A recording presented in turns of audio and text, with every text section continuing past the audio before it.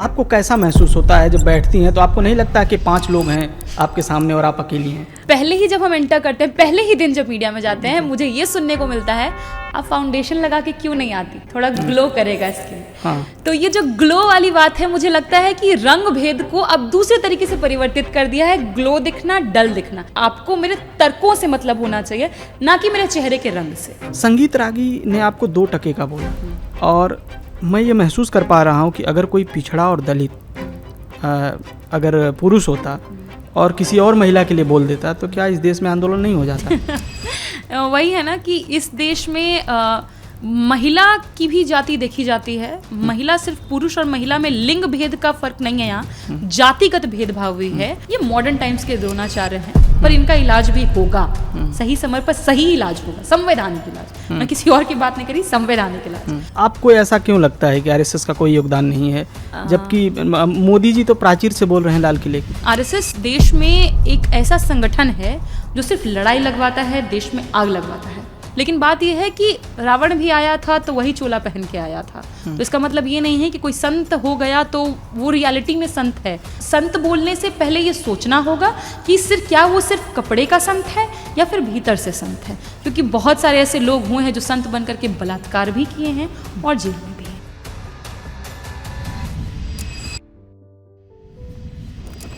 नमस्कार दोस्तों, talk with Parminder में आप सबका स्वागत है। मेरे साथ आरजेडी की राष्ट्रीय प्रवक्ता प्रियंका भारती जी हैं। प्रियंका जहाँ से आती हैं वहाँ से बहुत कम महिलाएं भारतीय राजनीति में, भारतीय पॉलिटिक्स में या इस देश के पटल पर बोलने वाली बहुत गिनी चुनी महिलाएं हैं। और जिस समुदाय से आती हैं, जिस लोकेशन से आती हैं, वहाँ से बहुत कम महिलाएं इस बेबाकी से बोलती हुई दिखती हैं, क्योंकि बहुत सारी महिलाओं को मौका नहीं मिलता है, बहुत सारी महिलाओं को अवसर की समानता नहीं मिलती है और बहुत सारी महिलाओं को इस तरह का सपोर्ट नहीं मिलता है। प्रियंका जी जवाहरलाल नेहरू विश्वविद्यालय के स्कॉलर हैं, जर्मन भाषा में पीएचडी करती हैं। प्रियंका जी, टॉक विद परमिंदर में आपका स्वागत है। सबसे पहले मेरा ये सवाल है कि आजकल क्या कर रही हैं आप? आजकल ये कर रहे हैं कि लगातार आरएसएस के लोग हों, बीजेपी के लोग हों, जो हमेशा से दलितों, पिछड़ों, अल्पसंख्यकों के लिए, आदिवासियों के लिए, जो भी मतलब वंचित तबके के लोग हैं, उनके लिए ख़राब भाषा का इस्तेमाल करते थे, उनका कॉन्फिडेंस तोड़ने की कोशिश करते थे। हम उसका उल्टा कर रहे हैं, हम उनका कॉन्फिडेंस तोड़ने की कोशिश कर रहे हैं, क्योंकि हमें मालूम है कि वो धरातल पर नहीं है, वो हवा में व्हाट्सएप यूनिवर्सिटी से आके बैठ गए हैं। ट्रेनिंग भले नागपुर की हो, पर वो ट्रेनिंग किसी काम की नहीं हो, क्योंकि जब समाजवादियों की ट्रेनिंग होती है उसके सामने बड़े से बड़े लोग धराशायी हो जाते हैं। तो बस तोड़ने का, कॉन्फिडेंस तोड़ने का काम हम कर रहे हैं फिलहाल। और साथ ही साथ जो मुद्दे जो मीडिया से विलीन हो गए थे, जिनको मुख्य धारा में नहीं देखा जा रहा था या जिस पर चर्चा नहीं की जा रही थी, उसको किसी तरीके से फिट करने की, उसमें घुसाने की कोशिश कर रहे हैं। क्योंकि इनके सवाल जो भी होते हैं वो कहीं से तैयार होके आते हैं, कहाँ से आते हैं तैयार होके आपको ही मालूम है। इसलिए चाहते ही नहीं है कि उन मुद्दों पर चर्चा हो जो जनहित से जुड़े मुद्दे हैं। तो हमारी कोशिश यही होती है कि 20 सेकेंड का भी टाइम क्यों ना हो, उस 20 सेकेंड में भी जो समाज की पीड़ा है उसको ऑन एयर पूरे देश के सामने रखा जाए। तो फिलहाल तो यही चल रहा है जी। कुछ लोग बोलते हैं कि जो राष्ट्रीय मीडिया है वहाँ पे भाषा की मर्यादा होनी चाहिए। बिल्कुल। लेकिन मेरा ऐसा मानना है, और आप भी क्या ऐसा सोचती हैं, कि भाषा की मर्यादा का जो पालन है वो कोई ख़ास समुदाय और विशेष तबके से आने वाले लोग ही करेंगे? आपको भी ऐसा लगता है कि वहाँ आरएसएस और बीजेपी के तमाम लोग जो हैं, जिस भाषा में महिलाओं से बात करते हैं, जिस भाषा में वंचित तबकों से आने वाले लोगों के साथ व्यवहार करते हैं, और उनका जो सपोर्ट सिस्टम है, एक जो एंकर बैठा हुआ है, आपको कैसा महसूस होता है जब बैठती हैं तो आपको नहीं लगता कि 5 लोग हैं आपके सामने और आप अकेली हैं? इसको 2-3 तरीके से देखा जा सकता है। जैसे कि पहला, भाषा से पहले ही ये आपके वजूद को चैलेंज कैसे करते हैं, इसका एग्जाम्पल बताती हूँ। क्योंकि जेएनयू से हैं हम लोग और आपको ही पता है एक्टिविज्म वगैरह से निकले हुए हैं, तो कभी भी ये जो होता है शोषा, उसमें किसी तरह का कोई खास रुचि नहीं हुआ, एज इन मेकअप वगैरह। तो पहले ही जब हम एंटर करते हैं, पहले ही दिन जब मीडिया में जाते हैं, मुझे ये सुनने को मिलता है, आप फाउंडेशन लगा के क्यों नहीं आती, थोड़ा ग्लो करेगा स्किन। हाँ। तो ये जो ग्लो वाली बात है, मुझे लगता है कि रंग भेद को अब दूसरे तरीके से परिवर्तित कर दिया है। ग्लो दिखना, डल दिखना, क्योंकि अब ये नहीं बोलेंगे ना आप गोरी हो जाएंगी। हाँ। तो पहले ही आपके कॉन्फिडेंस को तोड़ने की एक कोशिश थी, ये मेरे कॉन्फिडेंस को तोड़ने की। मैंने बोला मुझे इन चीज़ों में कोई खासा रुचि नहीं है, जितना मुझे पसंद है मैं उतना ही करूँगी। दूसरी बात कि आपको मेरे तर्कों से मतलब होना चाहिए, ना कि मेरे चेहरे के रंग से। जी। तो जब वहाँ बैठती हूँ तो आपने कहा कि 5 लोग होते हैं, घबराहट होती है या क्या होता है। मुझे लगता है कि जो बैठते हैं एक विश्लेषक की भूमिका में, आरएसएस सपोर्टर जिनको पत्रकार बना के लाया जाता है, और भाजपा वाले तो हैं ही हैं, सपोर्ट में कुछ एंकर्स भी उतर जाते हैं, क्योंकि वो उनसे सवाल तो करते नहीं, या हमारे खिलाफ जहर उगड़ने के लिए बैठते हैं। पर मुझे लगता है कि वहाँ मुझे उससे घबराहट नहीं, मजबूती मिलती है। बताती हूँ क्यों। जैसे ही डिबेट ख़त्म होता है, बाहर निकल रहे होते हैं, तो जो सबसे आखिरी पंक्ति का व्यक्ति है, वहाँ का गेट कीपर, गेट मैन जो वहाँ पे खड़ा है, वॉचमैन, वो हम या वॉच पर्सन जो भी है, आकर के मुझे बोलता है, दीदी आपने बहुत अच्छा बोला, बहुत अच्छा लगा। जी। एक बार राष्ट्रपति भवन गई थी, उसके सामने में होता है, वहाँ पे लगाते हैं विजय चौक पे, कैमरा वगैरह लगा के काम करते हैं, वहाँ गई थी। झाड़ू लगाने वाले व्यक्ति ने मुझे बोला, दीदी आप बोली तो मन खुश हो गया। ये मेरी ताकत है। ये लोग जो वहाँ रिप्रेजेंटेड नहीं है, आज तक रिप्रेजेंटेशन को मिला नहीं, जो बहुसंख्यक आबादी है, जिनका हक कोई और खा रहा है, अगर मैं उस तबके से स्ट्रगल करके वहाँ पे पहुँची हूँ, तो ये मेरी जिम्मेदारी है कि इन तबकों की बात मैं वहाँ पहुँचाऊँ। तो मेरे कंधे तो और भारी हैं। इस कहते हैं ना कि एक दायित्व है मेरे ऊपर, और मुझे लगता है कि ये दायित्व को मजबूती से रखने की ताकत भी इन्हीं लोगों से आती है, और इसीलिए मुझे कोई घबराहट नहीं होती है। मुझे देख के उन्हें घबराहट ज़रूर हो रही है आजकल। जी। चित्रा त्रिपाठी जी का आपके साथ एक बहस हुई, और उन्होंने आपको जातिवादी बोला कि आप जात करती हैं, तो आपने बोला कि आप अपना सरनेम हटा कर देखिए। उनका एक चित्र आपने देखा है? बिल्कुल देखा है। एक नदी में कुछ लोग उठाए हुए हैं और उस पर चित्रा बैठी हुई हैं। क्या लगता है कि कोई अगर दलित महिला होती, कोई आदिवासी महिला होती, या कोई पिछड़े समाज की महिला होती, तो क्या ये अवसर मिलता? जितनी मेरिट, जैसे आपके ऊपर ये सवाल उठाया जाता है कि आप तो आरक्षण से जेएनयू में पहुंच गई हैं, आपका फोटो लगाया जाता है, आपकी शक्ल पर बोला जाता है, तो आपको पढ़कर जो आप कह रहे हैं कि हतोत्साहित करने की कोशिश है, तो इस कोशिश में क्या आपको लगता है कि ऐसा बोलकर चित्रा कुछ कहना चाहती हैं? देखिए, पहली बात कि मैं ज्योतिबा फूले को बहुत मानती हूँ भीतर से। उन्होंने कहा कि जो आपकी लड़ाई में आपके साथ आए, उनसे आप उनकी जाति मत पूछिए। मेरा किसी तरीके से चित्रा त्रिपाठी जी से कोई बैर नहीं। मैंने बस वो कहा जो भारत की सच्चाई है, कि जाति के आधार पर आपको आगे बढ़ाया जाता है और आपको पीछे धकेला जाता है। तो मैंने उनको ये कहा कि आप अपना सरनेम क्यों नहीं हटाए। उन्होंने कहा मेरे माता पिता ने दिया। बिल्कुल गलत। माता पिता ने नहीं दिया, उनको ये समाज से, जाति व्यवस्था से उनको ये टाइटल मिला, जिसका इस्तेमाल जाने अनजाने हुआ, क्योंकि कॉन्शियसली अनकॉन्शियसली वो समाज आपके लिए, आपके सपोर्ट में खड़ा हो जाता है। और वहीं अगर कोई दलित पिछड़े तबके का, आदिवासी तबके का व्यक्ति है, तो उसको वहाँ जगह नहीं मिलती है, ऑल्दो वो मेरिट से आया हो। और खैर मेरिट भी मैं मानती हूँ कि एक डूबियस कॉन्सेप्ट है।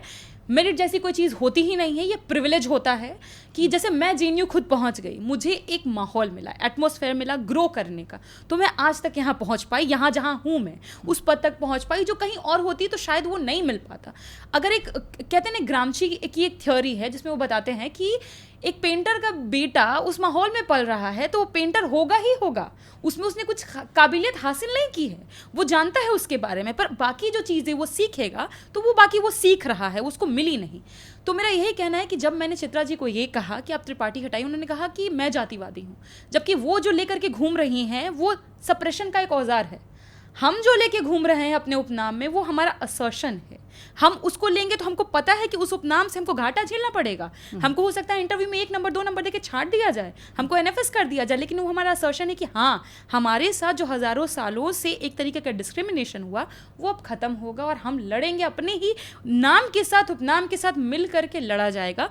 मैंने उनको आगे बोला कि आपके स्टूडियो में चित्रा मुर्मू क्यों नहीं है, चित्रा पासवान क्यों नहीं है, चित्रा राम क्यों नहीं है, चित्रा कुशवाहा क्यों नहीं, चित्रा यादव क्यों नहीं, चित्रा पाल क्यों नहीं। मैंने तमाम तरह के सवाल पूछे, पर वो उसको दबा दी।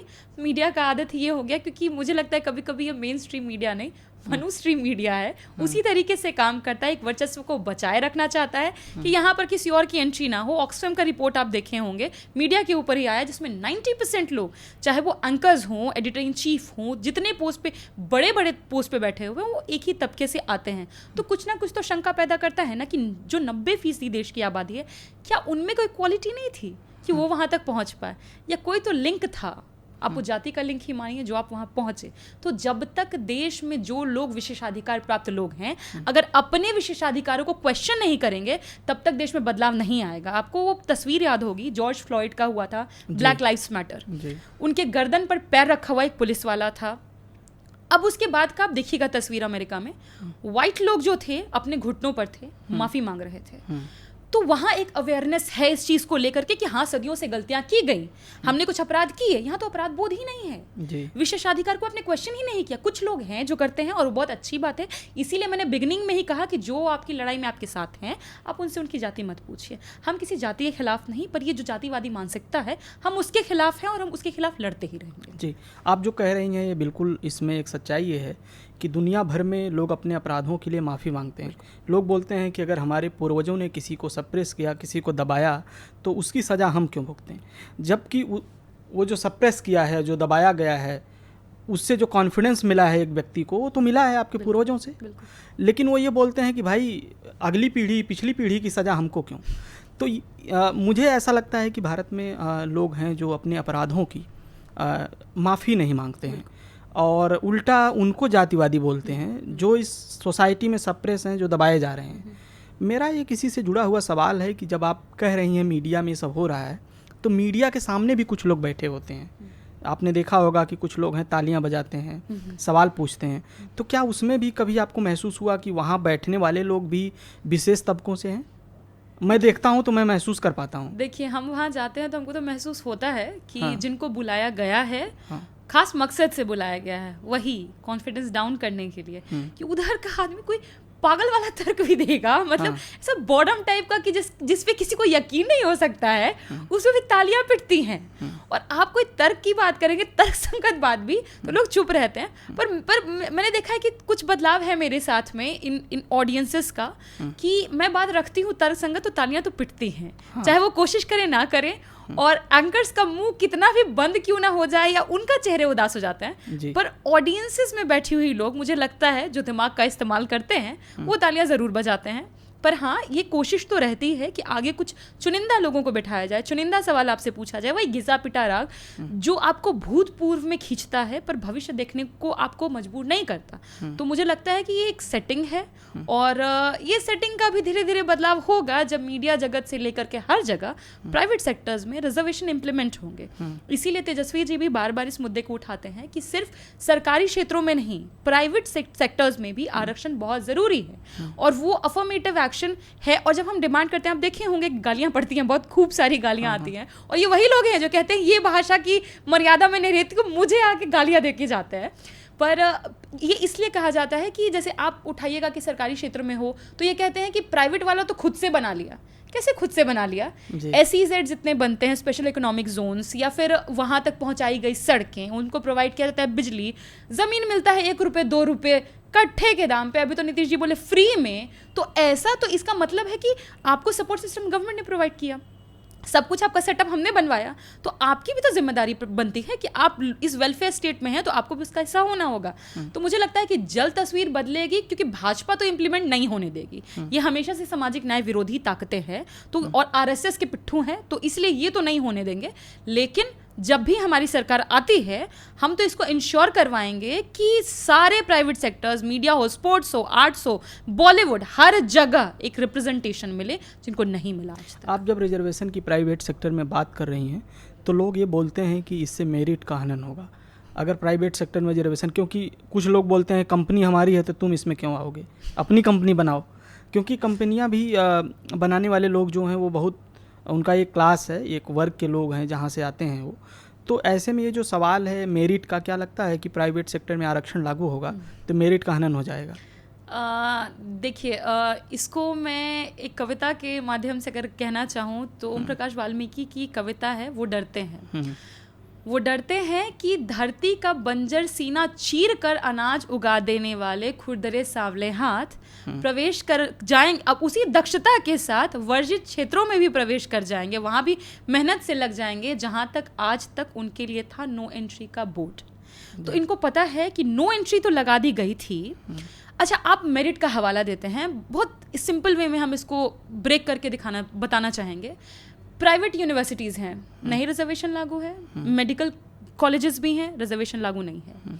जब ये कहा जाता है कि 30 नंबर 40 नंबर ला करके डॉक्टर बन जाते हैं ये लोग, ये तो खैर कहीं से सही नहीं है कि इतने नंबर में बनते हैं, पर प्राइवेट यूनिवर्सिटीज़ में जो जाते हैं मेडिकल कॉलेजेस में, वो तो पैसा देके जाते हैं। उनको कितना नंबर था? 0। बिल्कुल पैसे थे, अब पैसे पे आते हैं। अब कास्ट पिरामिड में जाइएगा, जितना नीचे जाइएगा लोगों के पास इनकम घटती ही जाती है। देश की ये सच्चाई है कि दलित सबसे ज़्यादा भूमिहीन है, 50% से ऊपर भूमिहीन है। तो जिनके पास पैसे नहीं हैं वो तो प्राइवेट से ऑलरेडी आउट है, तो आपने तो उनको मौका भी नहीं दिया कि वो आपके साथ कम्पीट कर पाए। तो ये एक सिस्टम ही बना हुआ है। तो जब तक आप इस प्राइवेट के किले को भेदिएगा नहीं, समाज में बदलाव असंभव है। तो और अब प्राइवेट तो पूरा बढ़ता ही जा रहा है ना, क्योंकि ये जान रहे थे कि जितने भी सरकारी संस्थाएं हैं उसका निजीकरण किया जा रहा है। निजीकरण होगा, रिजर्वेशन पॉलिसी इम्प्लीमेंट नहीं होगा, तो इसीलिए तो उसको निजीकरण की ओर बढ़ाया भी जा रहा था। लेकिन हम जितना आएंगे, आप देख लीजिए जितने भी सामाजिक न्याय प्रिय सरकारें रही हैं वो उनको निजीकरण करती हैं। ये इसको मतलब निजीकरण से मुक्त करती हैं, ये इसको पब्लिक सेक्टर्स बनाती हैं, ये इसको प्राइवेट करते हैं। तो ये एक अलग जो कहते हैं रेसिप्रोसिटी, कि एक इधर जा रहा है एक इधर जा रहा है, इसका मतलब है कि आप किधर है वो क्लियर हो रहा है। पर हमारी सरकार है कि इसको हम डेफिनेटली इंप्लीमेंट करवाएंगे। प्राइवेट में आरक्षण लागू होगा, अब चाहे कोई हंसे कोई रोए, इससे कोई फर्क नहीं पड़ता, क्योंकि 90% की आबादी अगर इस एक मौके से वंचित है तो उसका कारण कुछ लोग हैं।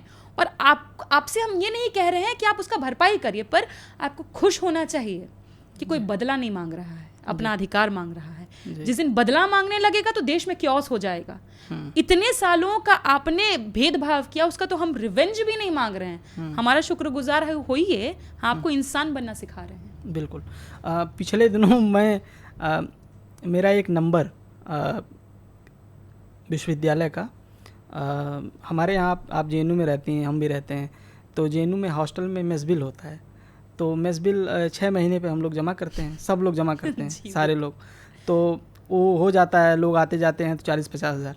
तो मेरे मेस बिल के साथ किसी और यूनिवर्सिटी का किसी का नंबर चिपका के लोग चला रहे थे कि इसका तो 32 नंबर पे एडमिशन हुआ है, जबकि JNU में मतलब 75 या मतलब जो मेरी 75 प्लस है। जब आप PhD का एंट्रेंस आप देते हैं तो मेरिट बहुत हाई जाती है, मास्टर्स में भी 90 से नीचे नहीं होता है। तो वो चला रहे थे कि 32 नंबर इसको मिला है, पूरा जितना RSS के लोग हैं सब लोग लगा रहे हैं 32 नंबर वाला है। 30-32 आरक्षण से पहुंचा है। तो हम तो प्राउडली कहेंगे आपने एक बार आरक्षण से पहुंचे, अधिकार था लेके पहुंचे, इसमें शर्म की कौन सी बात है? तो उसमें जैसे ये होता है ना कि 70 या वो तो हम जान रहे हैं, वो आपका वही कहा ना मैंने बिगिनिंग में, कॉन्फिडेंस तोड़ने की कोशिश। तो वो ये जान रहे थे कि प्राइवेट सेक्टर में आरक्षण की बात करता है, तमाम चीज़ें हैं, तो इसको ये 32 नंबर वाला और वो किसी और यूनिवर्सिटी के किसी और व्यक्ति का नंबर मतलब मेस बिल के साथ चिपका दिया कि किसी को विश्वास भी ना हो, रोल नंबर किसी और का है। तो मैं ये कह रहा था, आपने भी एक बार अपनी मार्कशीट लगाई थी कि आपका नंबर कुछ 80% कितना आया हुआ है जर्मन भाषा में मास्टर्स में। तो ये किसी बहुजन व्यक्ति को या क्यों साबित करना पड़ता है बार बार कि भाई वो मेरिट में है? मैंने साबित करने के लिए नहीं लगाया था, उसके पीछे 2 वजह थी। मतलब मुश्किल से मैं कहूँ तो ये कारण था कि जनरली अगर आप JNU में हैं, 2 चीज़ कहा जाता है, भिखमंगे हैं, हमारे टैक्स के पैसे से पल रहे हैं। जबकि सच्चाई ये है कि मेरे माता पिता माचिस की तीली भी खरीदते हैं, टैक्स भरते हैं। हम भी कुछ खरीद रहे हैं, टैक्स भर रहे हैं, रोड पे चल रहे हैं, टैक्स भर रहे हैं, हर कुछ के लिए। तो वो तो खैर आपका भीख वाला कॉन्सेप्ट पहले खत्म हो गया, ये आपके पैसे से। अब भीख पर आते हैं, वेलफेयर स्टेट है, जब टैक्स देना है तो उनको हमको एजुकेशन देना पड़ेगा, दोनों बातें खत्म।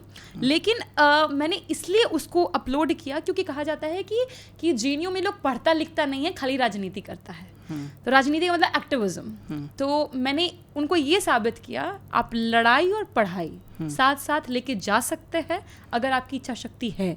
और JNU में मुझे लगता है कि जितने भी एक्टिविस्ट आप किन्हीं को भी उठा लीजिएगा, पढ़ने में सब एक पर एक हैं। मतलब जिनकी आप मार्क्स वगैरह, खैर मार्क्स तो मैं उसके भी खिलाफ हूँ कि ये मार्क्स किसी को जज नहीं कर सकते, लेकिन यही है कि सभी लोग बेहतर करें। क्योंकि आप तो JNU से आपको पता है स्टडी स्ट्रगल लॉन्ग लिव नारा ही लगता है कि लड़ाई पढ़ाई साथ साथ होनी चाहिए, और उसी का वो था। और मुझे खुशी भी इस बात की हुई थी कि मैंने लगाया, और नेता प्रतिपक्ष तेजस्वी जी ने उस समय भी समर्थन में लिखा कि सामाजिक न्याय के झंडे को बुलंद करिए और पढ़ाई लिखाई इस तरह से जारी रखिए। तो हमें तो पढ़ना पड़ेगा, क्योंकि दो धारी मतलब तलवार पे हम चल रहे हैं, हमको हर मतलब आप मेरिट भी हो तो भी हमको आगे नौकरी नहीं मिलने जा रही है, ये तो तय है। क्योंकि आप फोरफ्रंट पे अगर लड़ाइयाँ लड़ रहे हैं तो आपको कहीं किसी यूनिवर्सिटी में ये घुसने नहीं देंगे, ये तय है। क्योंकि उनको पता है कि सामाजिक न्याय पसंद व्यक्ति अगर यूनिवर्सिटी में घुस गया, आगे आने वाली पीढ़ियाँ भी उसी तरह की तैयार होंगी जो चेतनाशील तर्कशील होंगी, और ये उनको नहीं चाहिए। जी जो मेरिट का जो सवाल है, एक फेलोशिप मिलती है SC ST बच्चों को, और विदेश में जाने के लिए बहुत सारी फेलोशिप हैं। OBC बच्चों के लिए कोई फेलोशिप नहीं है। आप लोग लगातार इसके लिए आवाज़ उठाते हैं। तेजस्वी यादव जी ने बोला कि उनकी सरकार आएगी तो बिहार में कोशिश करेंगे। मेरा ये सवाल है कि मैं अभी कल पलट रहा था तो बिहार इस समय सबसे जो है पिछड़ा राज्य है इस देश का। साक्षरता दर भी 2011 की जनगणना के अनुसार देखें तो सबसे कम है उसकी 50%। एक ज़माना था कि मणिपुर से मुकाबला हो रहा था क्योंकि बड़ा पिछड़ा बहुत साल पहले था। बिहार में ऐसा क्या है कि लोग बोलते हैं कि सुशासन की सरकार है, वहाँ बड़ी अच्छी सरकार चल रही है, तो ऐसा क्या है कि साक्षरता दर वहाँ सबसे नीची है, सबसे गरीब राज्य बिहार है? इसके पीछे क्या कारण है? क्योंकि मैं महसूस करता हूँ कि जैसे मैं यूपी से आता हूँ, अब कहीं भी अगर जाओगे, कुछ भी अगर बोलोगे, भोजपुरी का थोड़ा सा आ गया तो बोलेंगे अरे ये तो बिहारी है, या फिर आपकी शक्ल से या आपके चेहरे से बहुत सारे वजह से अनुमान लगाते हैं कि बिहार का है, यहाँ का है। कैसा महसूस होता है कि आपको अगर ये कोई बोले कि सिर्फ बिहार के नाम पर अगर किसी को दिल्ली में अपमानित किया जाए, कहीं भी आपके साथ भी ऐसा होता होगा कि आपको बिहारी बोलते होंगे, तो ये जो बिहारी होने का जो अपमान महसूस करवाया जाना, मतलब मुझे तो नहीं लगता है कि कोई अपमान है, कहीं पैदा हो जाना किसी के अधिकार में नहीं था, लेकिन ऐसा क्यों करते हैं लोग? और सबसे बड़ी बात है कि किसी भी व्यक्ति को गाली देना होगा तो बोलेंगे बिहारी है। देखिए, मेरे साथ तो एक अलग ही चीज़ हुई है आज तक कि जब तक मैंने मुंह नहीं खोला तब तक मुझे साउथ इंडियन समझा गया है। बोलते केरला तमिलनाडु इधर से ही होंगी, मे बी स्किन कलर या जो भी वजह रहा हो। पर मुंह खोलने के बाद हिंदी इंग्लिश में भी नहीं, जर्मन में भी नहीं, हिंदी बोलने के बाद कहते हैं कि बिहार से है, यूपी बिहार यही लगाते हैं टैग। तो नीचा दिखाने के लिए भी कई बार किया जाता है। और अगर मैं बात करूं कि सुशासन और क्योंकि आपने साक्षरता दर की बात की, आपको मैं बताती हूँ, लालू जी जिस समय बिहार के मुख्यमंत्री थे 1990s में, बिहार में जो ड्रॉप आउट रेट था स्कूल का वो 11% ही था, और अभी नीतीश कुमार जी के शासनकाल में 40% से ऊपर है ड्रॉप आउट रेट स्कूल के बच्चों का। इसका मतलब है कि काफ़ी लोग स्कूल से वंचित हो रहे हैं। यूपी का तो आपको पता ही है, 5,000 से ज़्यादा स्कूल बंद कर दिए, चाहते ही नहीं है बच्चे पढ़ें। तो ये कंपैरिजन मैंने इसलिए दिया कि लालू जी के काल को जंगल राज बोला जाता है और इनके काल को सुशासन का सरकार बोला जाता है। सुशासन इसलिए क्योंकि जिनके साथ ये बैठे हैं तो वो भाजपा है, भाजपा के साथ कंट्रोल्ड वे में काम करती है मीडिया, तो वो कभी इनकी छवि बदनाम होने नहीं दी। ऑल दो इतना बड़ा मुजफ्फरपुर बालिका गृह कांड जैसे वहाँ पे कहते हैं ना कि इससे बड़ा खूंखार और ख़तरनाक और मतलब घटिया कहीं कुछ किसी तरह का कोई विभत्स घटना नहीं हो सकती थी जैसे बिहार में हुई। 13 साल 14 साल की बच्चियाँ थी जिनके साथ बलात्कार हुआ, पर वो सारी बातें कभी नहीं आती हैं फोर फ्रंट पे क्योंकि उनको आने दिया नहीं जाता। और लालू जी के काल को जंगल राज बोल के बदनाम करने की पूरी कोशिश होती है। वो सोचिए, जंगल राज जबकि पीरियड को नहीं कहा गया था, जुलाई का महीना था, पटना में पूरा पानी भरा हुआ था, म्यूनिसिपल कॉरपोरेशन के खिलाफ लोग पटना हाई कोर्ट गए, म्यूनिसिपल कॉरपोरेशन के खिलाफ कहा हाई कोर्ट के जज ने कि क्या जंगल राज का स्थिति बना हुआ है, हर जगह पानी पानी है, पानी पानी काट लिया गया, जंगल राज जोड़ करके राबड़ी जी को बदनाम किया गया। और इसी चलते ये, और दूसरा रीज़न ये है कि उनको पता है कि लालू जी के कार्यकाल में, राबड़ी जी के कार्यकाल में वंचित तबका बहुत मुखर हुआ, लड़ने भिड़ने के लिए भी एक पुश बैक एरा था क्योंकि आपने हमेशा से उसको धक्का दे के ज़मीन में गिरा दिया, वो आपको धक्का वापस से दे रहा था, उठने की कोशिश कर रहा था, वो एरा था। चुभता है इन्हें तो ये उसको जंगल राज बोलेंगे। अब आते हैं SC ST फेलोशिप पर। आपको पता होगा पिछले साल ही SC ST फेलोशिप जो 240 करोड़ हुआ करता था उसको इस साल घटा के 2 लाख कर दिया गया है। 240 से 2 लाख। 2 लाख में कितना बच्चा कैसे पढ़ेगा? 2-2 रुपया बांटेंगे क्या आप उनको? ये विदेश जाने के लिए जो नहीं, देश की मैं बात कर रही हूँ, विदेश वाला अलग है। अच्छा। वो तो 6 करोड़ वाला था जिसको घटा करके 1 लाख पर ला दिया गया है। अब कैसे 1 लाख में कौन विदेश जाएगा, जबकि मोदी जी खुद के ऊपर विदेश जाने में 5 सालों में 300 करोड़ से ऊपर खर्च कर चुके हैं, जिसका क्या बेनिफिट निकला है देश नहीं जानता है क्योंकि सारे विदेशी मतलब जितने भी राष्ट्र हैं सबसे तो रिश्ता खराब हो ही गया है। रशिया भी अब बिगनिंग में आपके सपोर्ट में नहीं आया, कोई देश नहीं आया आपके सपोर्ट में। तो मैं ये कह रही हूँ कि जहाँ पैसे लगाने हैं वहाँ ये लगाते नहीं है। मानव भी ख़त्म कर दिया गया। मुस्लिम्स को जो हाई यूनिवर्सिटी में फेलोशिप मिलती थी, एक तरफ आप कहते हैं कि मुसलमान पंक्चर लगाता है, दूसरी तरफ आप उसके दरवाजे बंद कर दे रहे हैं कि वो हाई एजुकेशन में पहुँच ना जाए। तो कौन मजबूर कर रहा है उसको कि उस जगह पे बना रहे, या उसको धक्का दे करके वहीं पे रखा जाए, उसको उठने ना दिया जाए। तो मैं हायर एजुकेशन को कैसे बर्बाद किया जा रहा है, ये पूरा प्री प्लान्ड है। ओबीसी फेलोशिप को भी घटा दिया गया। आपको पता होगा कि मात्र 1000 या 2500 स्टूडेंट्स को ही मिलता है ओबीसी फेलोशिप, और पिछले साल से तो अभी तक लिस्ट भी नहीं आया है। जहाँ तक मेरा इन्फॉर्मेशन एक साल से नहीं आई है लिस्ट अभी तक। किनको मिलेगा नहीं मिलेगा कोई ठिकाना नहीं है। और जब पता है आपको, जो ओवरसीज फेलोशिप होती हैं SC ST को जो दी जाती हैं, वो फेलोशिप में इन्होंने क्या किया है कि 150 से ऊपर बच्चों को मिलता था, वो 40 को ही दिए हैं, बाकी को दिए ही नहीं। ये कह कि पैसा आएगा तो देंगे। 106 या ऐसे कुछ लोगों को दिया जाता है। पर ये एक और इंटरेस्टिंग फैक्टर है कि इसी विभाग के एक अधिकारी ने हिंदुस्तान टाइम्स को बताया कि कमिटी ने ही पैसा नहीं रिलीज किया है, हमारे पास पैसे हैं। अब वो कमेटी नरेंद्र मोदी जी के अंदर आती है। अच्छा। तो अब ये बताएं मोदी जी कि कितना नफरत है आपको पिछड़ों से, आदिवासियों से, दलितों से, कि पैसा होते हुए भी आप उनको दे नहीं रहे हैं, और बाकी आप फेलोशिप्स घटा दिए हैं, क्योंकि उनको पता है कि सब इन्हीं के जैसा रहेगा तो RSS भाजपा में होगा। जो पढ़ लिख लेगा, जो थोड़ा समझदारी जिसको विकसित होगी, जिसको समाज का अनुभव होगा, वो कभी इस रास्ते नहीं मुड़ेगा। तो ये पूरा प्री प्लान कर रहे हैं कि देश को नीचे नीचे ही काट दो। जी, आपने RSS का नाम लिया तो एक डिबेट याद आ गई। संगीत रागी दिल्ली विश्वविद्यालय में शायद पॉलिटिकल साइंस के प्रोफेसर हैं। मुझे कभी लगा नहीं कि वो प्रोफेसर हैं, जैसे बात करते हैं लोगों से, क्योंकि प्रोफेसर तो ऐसे बात नहीं करते हैं, हमारे यहाँ भी हैं। बिल्कुल। संगीत रागी ने आपको 2 टके का बोला, और मैं ये महसूस कर पा रहा हूँ कि अगर कोई पिछड़ा और दलित अगर पुरुष होता और किसी और महिला के लिए बोल देता, तो क्या इस देश में आंदोलन नहीं हो जाता? वही है ना कि इस देश में महिला की भी जाति देखी जाती है। महिला सिर्फ पुरुष और महिला में लिंग भेद का फर्क नहीं है, यहाँ जातिगत भेदभाव भी है।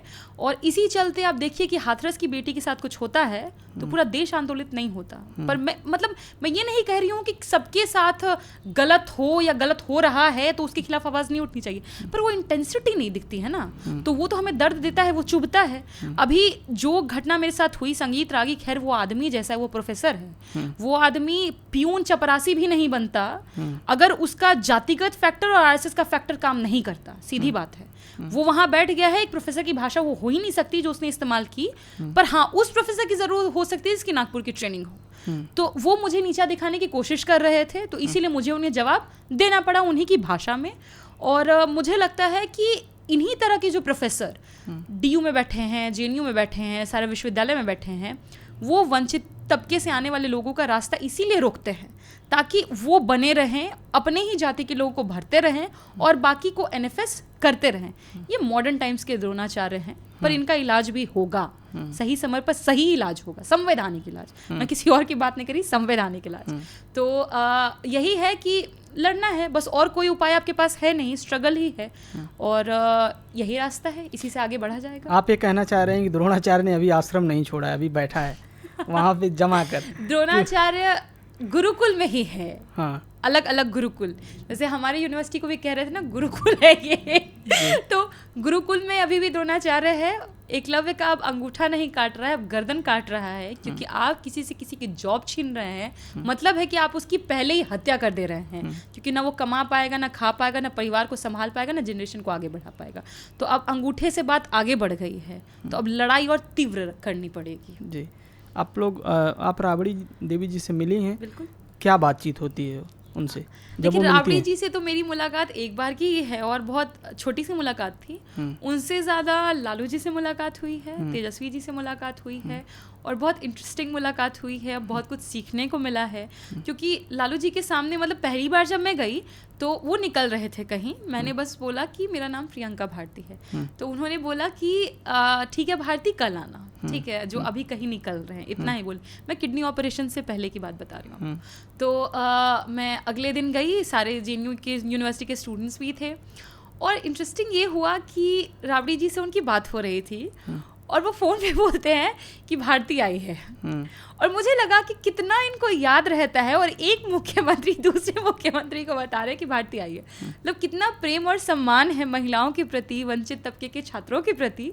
तो ये तो मेरे जीवन में हमेशा के लिए मैंने इस पल को कैद कर लिया और कभी भी मिटने नहीं दे सकते। तो बहुत इंटरेस्टिंग वाक़ये रहे हैं। जैसे तेजस्वी जी के सामने भी गए तो लालू जी को बोल रहे थे कि यही प्रियंका हैं। तो मतलब कि बहुत अच्छा महसूस होता है कि आपके नेता, आपके लीडर इतना आपको समर्थन देते हों, और ख़ास तौर पर लालू जी, क्योंकि जो उन्होंने झेला बहुत कम लोगों ने झेला। मतलब देश में तो जितने बहुजन तबके के लीडर्स हैं, चाहे मायावती जी हों, मुलायम जी हों, रामविलास जी हों, शरद जी हों, लालू जी हों, उधर से स्टालिन जी हो गए, करुणानिधि, सब लोगों ने बहुत कुछ झेला है, बहुत कुछ झेल कर यहाँ पहुँचे हैं। मुझे शरद जी का भी वो लाइन याद आता है जब वो कह रहे थे, अटल जी आप एक लाइन भी बोल दीजिएगा तो पूरा पन्ना छपेगा, हम पूरा पन्ना भी बोलेंगे तो एक लाइन नहीं छपेगा।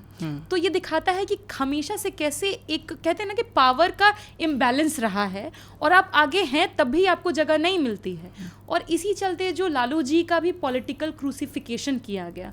मैं क्रूसिफिकेशन इसलिए कहती हूँ क्योंकि ईसा मसीह का भी उनको भी क्रूसीफाई किया गया, सूली पर चढ़ाया गया, लेकिन सूली पर चढ़ाने वालों को कौन याद रखा है? मसीह ज़रूर याद है। और उसी तरीके से लालू जी को कितना भी बदनाम करने की कोशिश करेंगे वो कभी कर नहीं पाएंगे। और यही वजह है कि जो तमाम कुछ जातिवादी लोग हैं लालू जी से नफरत करते हैं, क्योंकि उन्होंने वंचित तबके को मुख्य धारा में जोड़ा।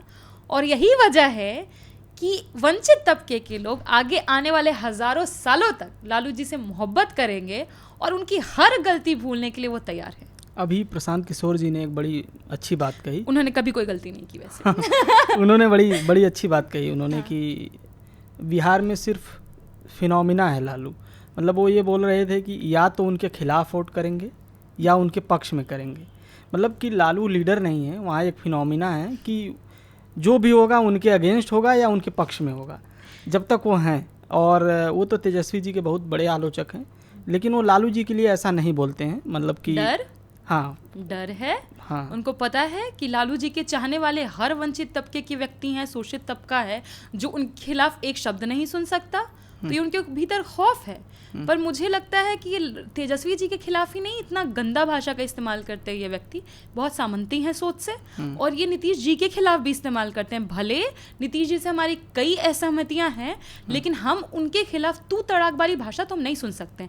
खुद तेजस्वी जी को आप कभी नहीं देखे होंगे कि नीतीश जी के लिए ऐसी भाषा उन्होंने इस्तेमाल की है। इसलिए व्यक्तिगत तौर पर मुझे ये आदमी बिल्कुल पसंद नहीं है, और इसका तो मुखालफत हमेशा करते रहेंगे। इसके खिलाफ तो हम लोग हमेशा खड़े रहेंगे। पर खैर ये खुद ही खड़ा नहीं हुआ, इसके खिलाफ क्या खड़ा होना। नहीं, लोग बोल रहे हैं कि कुछ बिहार में करेंगे इस बार। करेंगे, यही करेंगे, बिजनेस करेंगे, बिजनेसमैन है, बिजनेस करेंगे, बिजनेस कर रहे हैं, करने दीजिए, सबको आज़ादी है जी। एक और तेजस्वी जी से जुड़ा एक प्रश्न मेरा ये है कि आप लोगों ने, कुछ लोग बोलते हैं कि प्रियंका भारती पीएचडी कर रही हैं, पीएचडी जमा करने वाली हैं, और आपकी पार्टी में मैं जो देख पा रहा था क्वालिफिकेशन, ज़्यादातर प्रवक्ता पीएचडी किए हुए हैं, पढ़े लिखे हैं। अगर मैं पार्टियों की तुलना करूं तो खूब पढ़े लिखे लोग हैं आपकी पार्टी में, जबकि ये बोला जाता है कि भाई यहाँ तो ये पढ़ाई लिखाई का विरोध करने वाले लोग हैं। और लोग ये बोलते हैं कि 9वीं फेल उप मुख्यमंत्री को प्रियंका भारती सपोर्ट करती हैं पीएचडी करके। कैसा लगता है आपको? देखिए, इसमें दो बातें हैं। पहला कि मीसा भारती तो मतलब एमबीबीएस किए हुए डॉक्टर हैं। मीसा भारती जी को कहा जाता है कि नकली डिग्री बनवाई है। तेजस्वी जी को कहा जाता है कि ये तो 9वीं फेल है। तो अब देखिए, तेजस्वी जी के माता पिता दोनों मुख्यमंत्री चाहते तो आराम से डिग्री बनवा सकते थे, जैसे एंटायर पॉलिटिकल साइंस वाला मोदी जी बनवाए। वैसे तो स्मृति ईरानी भी बनवाया जा सकता था, पर तेजस्वी जी क्रिकेट खेल रहे थे, इंटरेस्ट कहीं और लाई कर रहा था। इस देश में कभी किसी हीरो हीरोइन क्रिकेटर को तो नहीं पूछा गया आपने कितने तक पढ़ाई करी है, क्योंकि उनका इंटरेस्ट अलग है, वो अलग दिशा में काम कर रहे हैं, अलग फील्ड है उनका।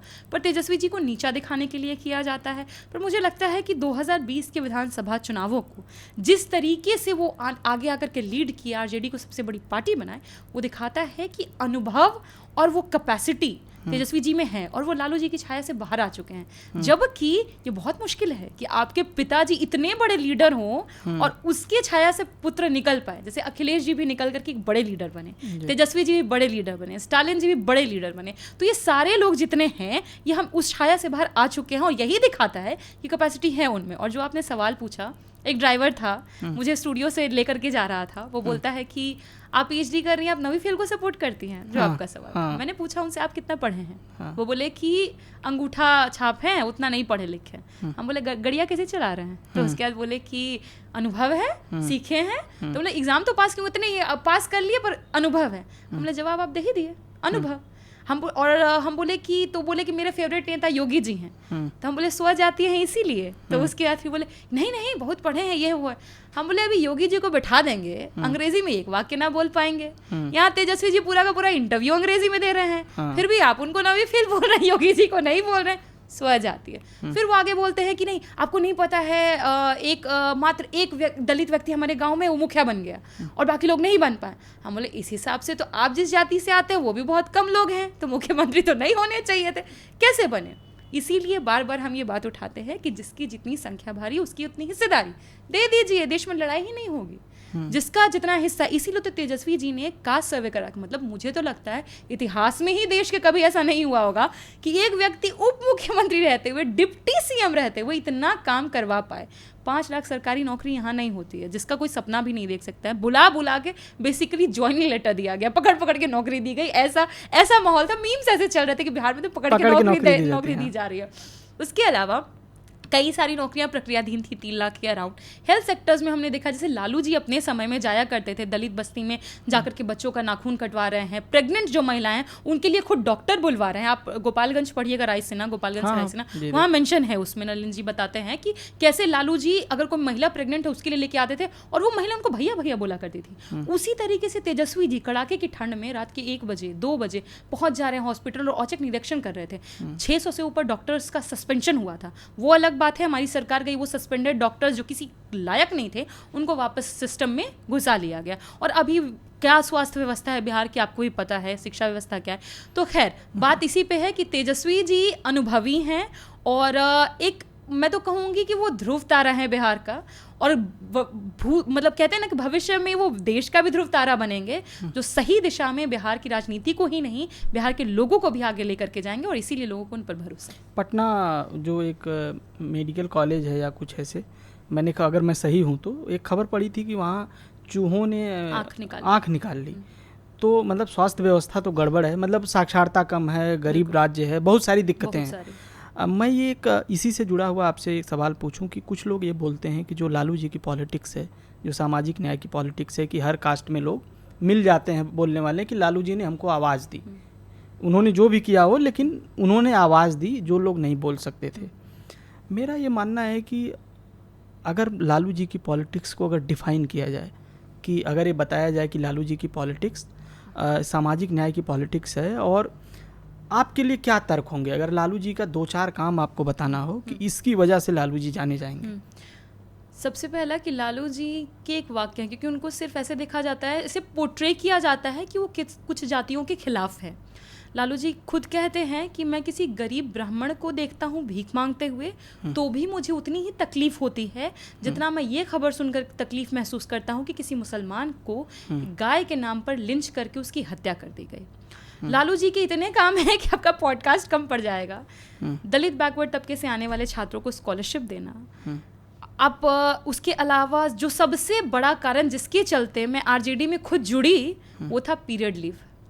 पीरियड लीव एक ऐसी कल्पना है ना कि जिसको मतलब उस समय में कई बड़े बड़े डेवलप्ड नेशंस भी लागू नहीं कर पाए थे। आज भी देश में भी किसी राज्य, मुझे लगता है 1-2 राज्य ही हैं जहाँ पर पीरियड लीव लागू है। और वो भी तब कि कुछ शिक्षिका महिलाएं थीं जो लालू जी के पास गई, बोली कि पीरियड्स में हमको छुट्टी चाहिए क्योंकि तकलीफ होती है, और जो जायज़ बात भी है। और लालू जी एक कलम के सिग्नेचर से दे दिए बिना किसी डिस्कशन के, क्योंकि मतलब ये दिखा था कितने बड़े महिलावादी व्यक्ति हैं, वो नारीवादी हैं। साथ ही साथ 6-7 उन्होंने कॉलेजेस खोले। मतलब आप सोच रहे हैं विनोबा भावे हो गया, क्या कहते हैं बीएन मंडल कॉलेज हो गया, बहुत सारे यूनिवर्सिटीज़ जो वहाँ पर हैं लालू जी के दिए गए हैं। और लालू जी खुद इतने पढ़े लिखे हैं, जबकि कहा जाता है कि आरजेडी में कोई पढ़ा लिखा नहीं है। लालू जी को देख लीजिए, या फिर आप रघुवंश बाबू को देख लीजिए, जगदानंद जी को देख लीजिए, आप रामचंद्र पूर्वे जी को देख लीजिए, सारे लीडर, मंगनी लाल मंडल, सारे लोग बहुत आगे तक शिक्षित हैं। लेकिन कहते हैं ना कि एक ठप्पा लगा दिया जाता है, जिसका काम सिर्फ भाजपा ने नहीं किया, आरएसएस ने नहीं किया, बाकी इंस्टीट्यूशंस ने भी मिलजुल कर कुछ भूमिका निभाई। और मैं इसलिए कह रही हूँ क्योंकि इस देश में दलित वंचित तबके से आकर, पिछड़े तबके से आकर के आगे आ पाना बहुत मुश्किल है, बहुत मुश्किल। आपको याद होगा अन्ना आंदोलन, याद है? वहाँ पर भी एक बात हुई थी कि जस्टिस के.जी. बालाकृष्णन का नाम बहुत आ रहा था कि जज हैं जो करप्शन में लिप्त हैं और ये दलित तबके से हैं। अब ये इंटरेस्टिंग बात आप देखिए कि उस पूरे आंदोलन में, खैर वो आंदोलन था ही नहीं, आरएसएस को देश में किस तरह से घुसाना है उस व्यक्ति ने ये काम किया और उसका कोई रोल नहीं है। Justice KG. बालाकृष्णन का नाम आगे आया, किसी का नाम नहीं आया। क्यों? दलित थे, उनको दिखाना था कि ये लोग करप्ट होते हैं। एक और बात, क्योंकि मैं सिर्फ ये नहीं कहूंगी कि सिर्फ ओपोजिशन को बदनाम करते हैं ये लोग, अब भाजपा भी कैसे काम करती है ये देखिए। उसमें दो लीडर्स हुए बीजेपी में, एक बंगारू लक्ष्मण जी हुए, दलित तबके से आते थे, उसके अलावा दिलीप सिंह जुडियो। दिलीप सिंह जुडियो 2003 में 9 लाख घूस लेते हुए पाए गए ऑन कैमरा, ठीक है। अब भाजपा ने उनके साथ क्या किया? उनके खिलाफ नहीं गई, अगली बार उनको टिकट भी मिला, उनको आगे भी बढ़ाया गया, जबकि ऑन कैमरा कह रहे हैं पैसा खुदा तो नहीं पर खुदा से कम भी तो नहीं, ठीक है। अब आगे देखते हैं बंगारू लक्ष्मण जो दलित तबके से आते हैं और एकमात्र व्यक्ति हैं जो बीजेपी के राष्ट्रीय अध्यक्ष के पोस्ट तक पहुंच पाए। 1 लाख उनको लेते हुए देखा गया। अब 1 लाख के चलते उनको जेल में सड़ाया गया और उनकी मृत्यु जेल में हुई। अब भाजपा में भी के भीतर जातिवाद कैसे काम करता है आपको पता चल गया होगा इससे। तो ये सिर्फ ऑपोजिशंस में दलितों पिछड़ों को टारगेट नहीं करते, अपने भीतर भी किसी को नहीं बढ़ने देते हैं। तो क्योंकि आरएसएस से ही आए हैं और आरएसएस की ट्रेनिंग की। अभी तो प्रधानमंत्री जी ने लाल किले की प्राचीर से बोला कि आरएसएस का इस देश की आज़ादी में योगदान है, और आप लोग बोलते हैं कि आतंकवादी की जगह जातंकवादी आप लोग बोलते हैं उनको। तो आपको ऐसा क्यों लगता है कि आरएसएस का कोई योगदान नहीं है, जबकि मोदी जी तो प्राचीर से बोल रहे हैं लाल किले की? मोदी जी तो एक और बात भी बोले थे 2016 में, 22 फरवरी की घटना है कि देश के जो एनजीओज हैं वो मोदी को कमज़ोर करने की कोशिश कर रहे हैं। तो कहीं आरएसएस की तरफ इशारा तो नहीं था? और दूसरी बात कि मोदी जी का ये बोलना कि वो एनजीओ है, छोटा कर दिए, और अच्छी बात है, छोटा कर दिए। देखिए आरएसएस की भूमिका क्या है मैं बताती हूँ। आरएसएस देश में एक ऐसा संगठन है जो सिर्फ लड़ाई लगवाता है, देश में आग लगवाता है। इसका कारण बताती हूँ। आप प्यारेलाल जी जो पर्सनल सेक्रेटरी थे गांधी जी के, उन्हें एक किताब लिखी गांधी द लास्ट फेज। उसमें उन्होंने लिखा कि जिस दिन गांधी जी की हत्या हुई 30 जनवरी को, वो दिन था शुक्रवार, और आरएसएस के कई सारे ऑफिसेज में ये खबर पहुंचाई गई थी कि आप शुक्रवार को रेडियो खोल के बैठिएगा, कुछ अच्छी खबर मिलने वाली है, जिस दिन बापू की हत्या हुई। कई जगह मिठाइयाँ बटी, ये भी उन्होंने अपनी किताब में लिखा है। सिर्फ इतना ही नहीं, आरएसएस से निकला हुआ हर आदमी कैसे, क्योंकि आदमी ही बोलूंगी, आरएसएस महिलाओं को जगह नहीं देती है, उसमें भी एक जात, उसमें भी एक गोत्र, मतलब कहते हैं ना एक गोत्र का है उस पर कब्जा। ये लोग कैसे देश को तोड़ने के लिए हमेशा साजिश रची। सिर्फ जिन्ना की पार्टी के साथ जाकर चुनाव नहीं लड़े हैं पावर इंजॉय करने के लिए। सावरकर ने भी खुद अध्यक्षता का भाषण था बंगाल में उनका किसी चीज़ का, सावरकर कह रहे थे उसमें कि ये जो आरएसएस मतलब जो हमारा मतलब जो हम चुनाव में जा रहे हैं, हम ये सोच समझ के जा रहे हैं कि कहाँ से हमको पावर मिलेगा, मतलब आपको पावर मिलेगा तो अब तो जिन्ना के साथ भी काम किया। उन्हीं की पार्टी ने, मतलब जिन्ना के नाती ने इनको फंडिंग दी थी। इनका जो पहला अधिवेशन ही हुआ था मुंबई में, 20 लाख से ऊपर की पैसे उनको दिए गए थे। मैं 1980 की बात कर रही हूँ। तो कहीं ना कहीं कोई ना कोई तार तो उधर से भी जुड़ा हुआ दिखा रहा है। और कई बार कई लोग को आप कहते सुने होंगे कि आरएसएस, अखिलेश जी ही तो बता रहे थे कि अंग्रेज़ों ने अपना एक ऑर्गेनाइजेशन यहाँ छोड़ रखा है इस देश को ख़राब करने के लिए, खोखला करने के लिए। और आरएसएस मतलब इतने गए गुजरे लोग हैं ये।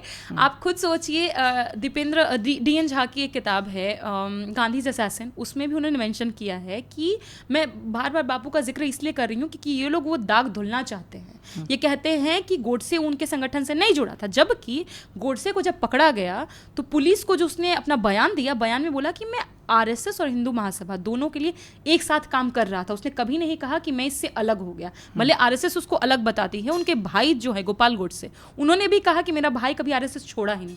इसका मतलब है कहीं ना कहीं कुछ ना कुछ तार तो इनके जुड़े हैं। बंच ऑफ थॉट्स इनसे निकला हुआ गोलवलकर बंच ऑफ थॉट्स में लिखता है हम तिरंगे के खिलाफ हैं, हम संविधान हमें पसंद नहीं क्योंकि उसमें हमारा अपना कुछ नहीं, इमिटेटिंग है। मतलब बेसिकली बाबा साहब को इन्होंने कहा कि वो कॉपी करते हैं, उनके अंदर मेरिट नहीं है। क्योंकि आप ये कह दीजिएगा संविधान कॉपी की गई, मतलब कि किसी को कुछ नहीं आता है, कॉपी कर लिया गया, आप उस पर इल्जाम लगा रहे हैं। तो हमेशा से ये लोग खिलाफ रहे हैं। गोलवलकर हो गए, हेडगवार हो गए, सारे के सारे वहाँ से निकले जितने भी लोग हैं, के सुदर्शन, वो तो आगे चल करके आप देख लीजिए उनके साथ उनकी एक इंटरव्यू है, क्या नाम था जिन्होंने मोदी जी को पानी पिलाया था, थापर जी, उनके साथ ही उनकी इंटरव्यू है जहां पर वो कहते हैं कि संविधान का हमारा कुछ नहीं, हम कुछ नहीं मानते। और अटल बिहारी वाजपेयी आरएसएस से ही निकले हैं, वो भी संविधान समीक्षा समिति का गठन करवाए। तो ये सारे लोग हमेशा से जो संविधान के खिलाफ है, जो संगठन, उसका मतलब वो देश के खिलाफ है। संविधान देश की आत्मा है, और जो आत्मा के खिलाफ वो शरीर के साथ कैसे होगा।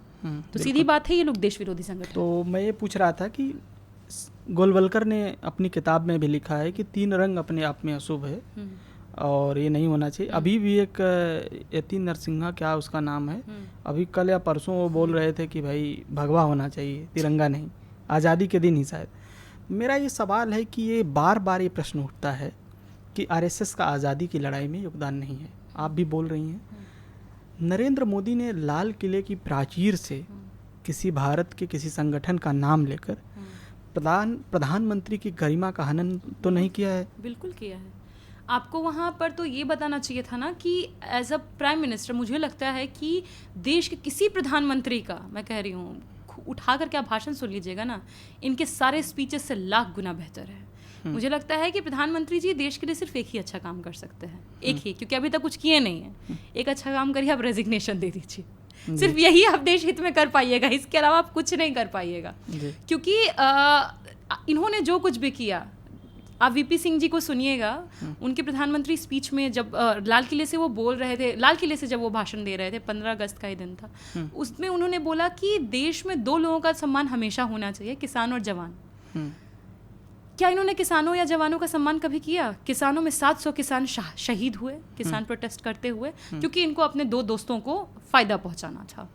जवानों की बात करते हैं, गलवान में लड़ते हुए हमारे जवान शहीद हुए, इन्होंने उसको नकार दिया, बोले चीन हमारी सीमा में घुसा ही नहीं। अब इसका फ़ायदा चीन उठाता है। चीन बोलता है कि प्रधानमंत्री नरेंद्र मोदी ने माना है कि चीन नहीं घुसा, इसका मतलब भारतीय हमारी सीमा में घुसे थे, इसलिए हमें मजबूरन उनको मानना पड़ा। तो आपने अपनी शहादत को इनको नकार दिया। इनके मंत्री लगातार देख लीजिए आप, सोफिया कुरैशी के लिए क्या भाषा इस्तेमाल की है, हमारे जवानों के लिए क्या भाषा इस्तेमाल की, इनकी ट्रेनिंग ही है।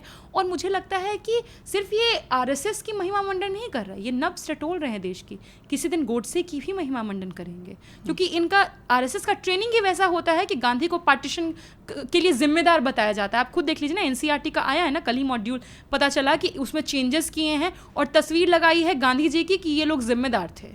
जिन्ना के बारे में भी बोला, मुखर तौर पर किसके बारे में बोला, कांग्रेस के बारे में, और गांधी जी की तस्वीर लगाई।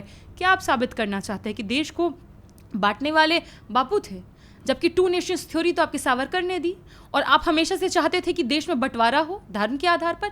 ऐसे संगठन का सपोर्ट करना ही दिखाता है कि आपने प्रधानमंत्री पद को उस लायक नहीं रखा, आपने उसकी गरिमा का हनन किया, और इसलिए देश हित में काम करिए, जल्द से जल्द इस्तीफा दीजिए, क्योंकि वैसे भी आप वोट चोरी से बने हैं। वोट चोरी नहीं होती तो मैं तो वोट चोरी छोड़िए, वोट चोरी भी करवा लीजिए, पूरा ईसीआई को मिला लीजिए, बिहार आइए, तेजस्वी जी के सामने खड़े हो जाइए, जमाना न जब्त हो गया तो कहिएगा, क्योंकि ये लीडर नहीं है। अब इनको कोई लीडर नहीं मानता है, इनको डीलर मान रहा है देश। जी, एक बात और कि आपने एक्सपेक्टेड किया कि जो विजय सिन्हा जी हैं वो अपनी उम्र छुपाते हैं।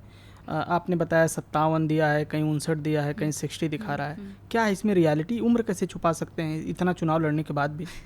मतलब आप खुद सोचिए ना, उनका एपिक नंबर ही अलग अलग है 2 जगह, उसके बाद दोनों जगह पे अलग उम्र है, अफिडेविट जो दिए हैं उसके हिसाब से भी अलग उम्र है।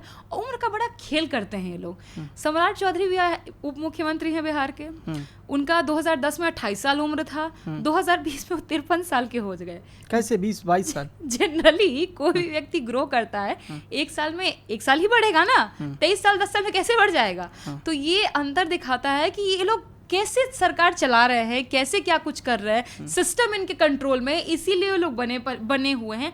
और अगर बात करूँ सम्राट चौधरी की, विजय सिन्हा तो फाउल माउथ है, कुछ से कुछ बोलते रहते हैं, गंदा ही बोलते हैं। तो आपकी पार्टी के तेज प्रताप जी बोल रहे थे एक संत आदमी है। देखिए, मेरा ये मानना है और पार्टी का ये टेक है कि अच्छा, अगर संत भी कोई व्यक्ति होगा तो वो तो रियलिटी में वो ऐसा संत हो ही नहीं सकता है, क्योंकि हमने ये भी देखा है ना कि भगवा धारण करके कैसे एक जाति के लोगों को मरवाया जाता है इस देश में। हमने तो ये भी देखा है, बॉम्ब ब्लास्ट करवाए जाते हैं। तो ये किस घटना का जिक्र आप कर रहे हैं? बहुत सारी घटनाएं ऐसी हैं, एक जाति को, अपने जाति को डीएम बनाना, एसडीएम बनाना, बाकी का इनकाउंटर्स करवाना नहीं हो रहा है क्या उत्तर प्रदेश में? कहाँ नहीं हो रहा है? बॉम्ब ब्लास्ट हुआ, भले क्लीन चिट मिल गया, लेकिन किस तरीके से बाकी सिस्टम की भूमिका उसमें थी वो भी संदेह के घेरे में है। लेकिन बात यह है कि रावण भी आया था तो वही चोला पहन के आया था। तो इसका मतलब ये नहीं है कि कोई संत हो गया तो वो रियलिटी में संत है। संत होते हैं संत गोरखनाथ जैसे लोग। मैं इसलिए जिक्र कर रही हूँ क्योंकि योगी जी अपने आप को दिखाते हैं कि हम नाथ पंथ से हैं, योगी हैं। पर आप अगर गोरखनाथ सेक्ट के बारे में पढ़िएगा, अभी खुद एक बहुत बेहतरीन किताब आई है जिसके बारे में कल अखिलेश जी ने भी ट्वीट किया है, और लालू जी और नलिन जी ने मिलकर वो किताब लिखी है, लॉर्ड ऑफ लव करके किताब है, जिसमें अलग गोरखनाथ के से निकले हुए जो अलग अलग बैलेट्स है उसका जिक्र है। तो मैं गोरखनाथ पंथ का इसलिए जिक्र कर रही हूँ क्योंकि कोई भी समझेगा, योगी जी को देखेगा तो सोचेगा हिंदुत्व, कट्टरता, ऐसी बातें सोचेगा, पर गोरखनाथ पंथ कभी ऐसा हुआ ही नहीं था। उस पंथ को मानने वाले हिंदू और मुसलमान दोनों थे। उसमें भी वीवर्स जो बुनकर समुदाय से आते हैं, किसान समुदाय से आते हैं, ये लोग थे उस गोरखनाथ पंथ में। तो वो तो कहते हैं ना कि एक हिंदुस्तानियत उसकी मिसाल हुआ करता था, और मतलब कहते हैं कि वंचित तबके के लोग थे उसमें, पर उसको खराब किया गया, उसको डिफाइल किया गया दिग्विजय नाथ के द्वारा, अवैधनाथ के द्वारा, और उसके बाद योगी जी के द्वारा। क्योंकि अब कोई भी इस देश में नाथ पंथ को देखेगा तो नहीं समझ पाएगा कि उसकी कितनी खूबसूरती हुआ करती थी, कितना वो अपने आप में एक ऐसा पंथ था जो सबको सहेजने और समेटने वाला था, सौहार्द के लिए था।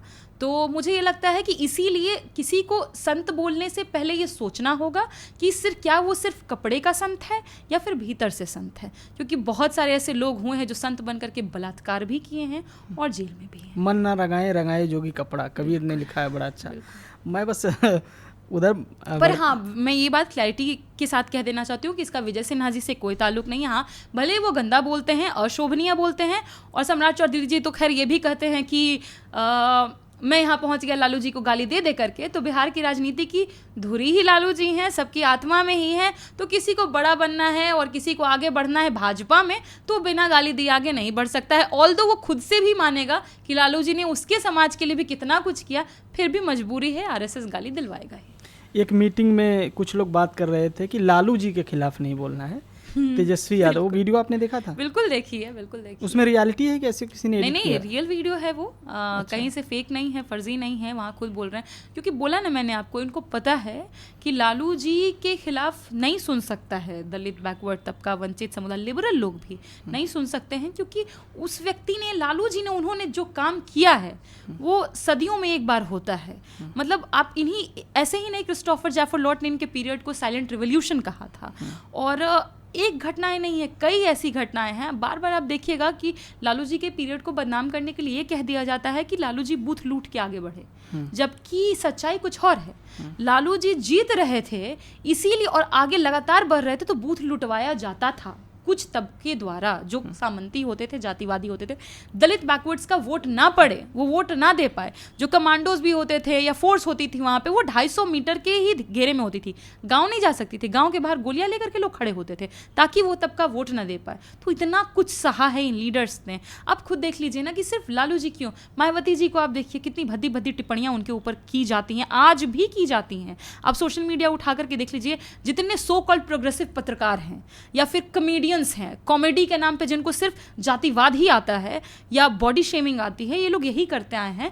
पर मुझे लगता है कि इससे लालू जी, मायावती जी, कांशीराम जी, लोहिया, पेरियार, सभी को ताकत मिली, तभी आगे बढ़े। इसलिए हम लोग भी ताकतवर महसूस करते हैं खुद में। जी, अभी आपने बोला कि कुछ लोग जो हैं इस तरह बोलते हैं, तो एक सारिका पासवान जी आपकी पार्टी की लीडर हैं, प्रवक्ता हैं। उनको एक लीडर ने बिहार के ही जिस भाषा का इस्तेमाल किया, आप लोग किसी महिला की सुरक्षा को कैसे इंश्योर करेंगे? क्योंकि जिस भाषा में बात किया वो मैं बोल नहीं सकता। बिल्कुल। अब वो लीडर नहीं है, पहली बात। वो आदमी लीडर नहीं है, वो कायर है, डरपोक है। और शायद आशुतोष नाम है उनका। और वो कायर है, डरपोक है। मुझे लगता है वो नाम लेने लायक भी नहीं है, क्योंकि उसका कद बढ़ जाएगा। ऐसे लोगों का नाम तक नहीं लेना चाहिए। ये इतिहास के पन्नों में धूल के जैसे उड़ जाएंगे, तो इनका नाम भी नहीं लेना चाहिए। और इनकी हिम्मत सोचिए कि आज जब देश में संविधान लागू है, उसके बाद ये इस भाषा का इस्तेमाल कर रहे हैं। इसका मतलब पहले के समय में जब मीडिया में चीज़ें नहीं आ पाती थी, स्पेशली सोशल मीडिया जिन्हें हमें ताकतवर बनाया, और जो कहते हैं ना कि फर्स्ट मीडिया, क्योंकि मैं थर्ड मीडिया नहीं कहूँगी, ये फर्स्ट मीडिया है, बहुजन मीडिया, जो आगे पहुँचा रहा है इन मसलों को। अगर ये नहीं होता तो सोचिए और कितना कहते। अभी के समय में उतनी घटिया टिप्पणी करना, उतना महिला विरोधी कास्टिस्ट टिप्पणी करना, कहाँ से हिम्मत आती है उनको?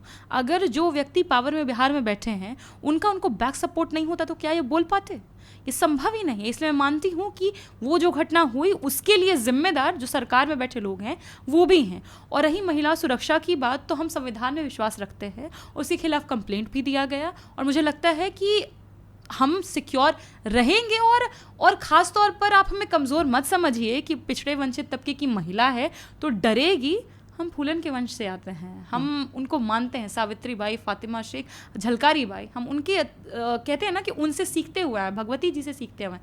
हम डरे हुए। आप बोलती हैं कि मैं फूलन की बेटी हूँ, कई जगह आपने लिखा है इसको, तो लोग कमेंट करते हैं कि मैं देखता हूँ बड़े खराब कमेंट उस पर हैं कि आपको उनके नाम से।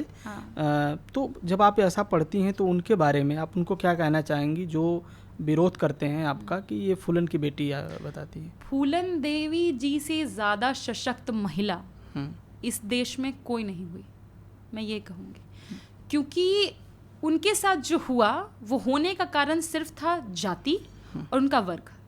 वो गरीब थी, वंचित थी। फूलन देवी जी ने खुद कहा एक भाषण में, वो शायद सऊदी गई थी और वहाँ पे वो कह रही थी कि बहुत लड़कियाँ मरती हैं, और पहले मेरे मन में भी ख्याल आया कि मैं मर जाऊँ, लेकिन बहुत लड़कियाँ तो रोज़ मरती हैं, मैं क्यों मरूँ? मैंने तो कुछ गलत नहीं किया। उन्होंने कुछ गलत नहीं किया था। हथियार उठाया क्योंकि सिस्टम उनके सपोर्ट में नहीं आया। अगर सिस्टम सपोर्ट में आता तो हथियार उठाने की ज़रूरत ही नहीं पड़ती। मैं ये नहीं कहती देश की महिलाओं को कि आप हथियार उठा लीजिए, लेकिन आपको ताकतवर बनना पड़ेगा। और ताकतवर बनने का मतलब है आप शिक्षित रहिए, संगठित रहिए, आगे बढ़िए। जहाँ कहीं कुछ गलत हो, गलत के खिलाफ लिखिए, बोलिए, क्योंकि उससे क्या होगा कि जो शोषक है वो तिलमिलाएगा और थरथराएगा। ये कांपने वाले लोग हैं, ऐसे लोग कायर होते हैं, तो इनका नस कैसे धरा जाता है वो है कि जिस समय आपको ये कुछ बोले, कड़े शब्दों में तभी प्रतिकार करिए, दोबारा हिम्मत नहीं जुटा पाएंगे। और फूलन देवी से मैं सीखती हूँ, प्रेरणा लेती हूँ, साहस लेती हूँ, और अपने मरते दम तक मैं उनको अपना आइकन मानती रहूँगी। और मेरी एक कहते ना, एक जरूर अधूरा रह गया। सपना वो था कि अगर फूलन जी होती तो मैं उनसे ज़रूर मिलती।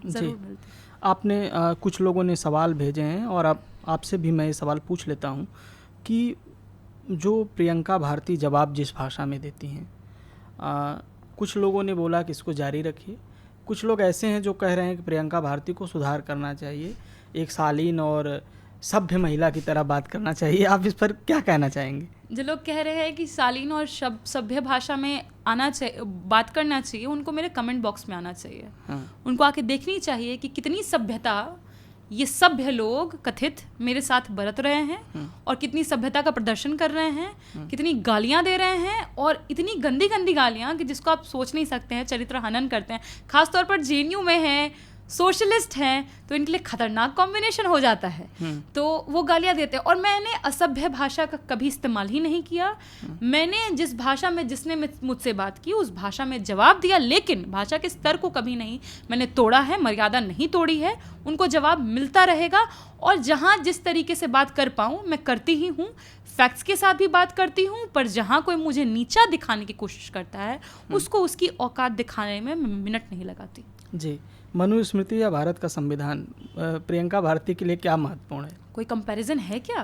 कुछ लोग मानते हैं, जो मानते हैं वो इस देश में रहने लायक ही नहीं है। जो मानते हैं इसको, मनुस्मृति को मानते हैं, क्योंकि बाबा साहब के संविधान ने इंश्योर किया कि कि मतलब मुझे लगता है कि भारत ऐसा देश हुआ, आज़ादी मिली नहीं, महिलाओं को वोटिंग राइट्स मिल गए। अमेरिका जैसे देशों में महिलाओं को लड़ना पड़ा, सफ्रेज मूवमेंट हुआ, तब जाकर उनको वोटिंग राइट्स मिले।